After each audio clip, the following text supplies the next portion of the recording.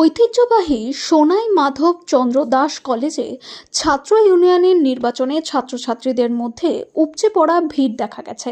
সোমবার সকাল 10টা থেকে কলেজের দুটি কক্ষে ভোট গ্রহণ শুরু হয় এবং শুরু থেকেই ভোটারদের দীর্ঘ লাইন লক্ষ্য করা যায়। কলেজের ছাত্র ইউনিয়নের জন্য মোট 12টি পদে 26 জন প্রতিদ্বন্দ্বী অংশগ্রহণ করছেন।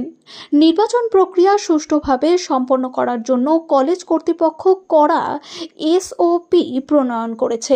বিকেল 2:30টার মধ্যে ভোট গ্রহণ শেষ করে ফলাফল ঘোষণা করা হবে।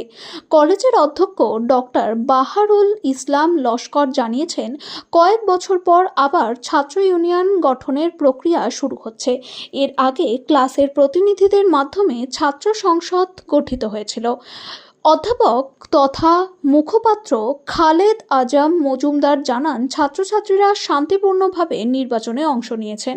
ছাত্র সংসদ গঠনে 1500-র বেশি ভোটার রয়েছেন। নির্বাচনের অবজারভার হিসেবে দায়িত্ব পালন করছেন উপাধ্যক্ষ ডক্টর আব্দুল মতিন লস্কর, অধ্যাপক আফসার হোসেন লস্কর এবং অধ্যাপক শাহজাহান আহমেদ লস্কর।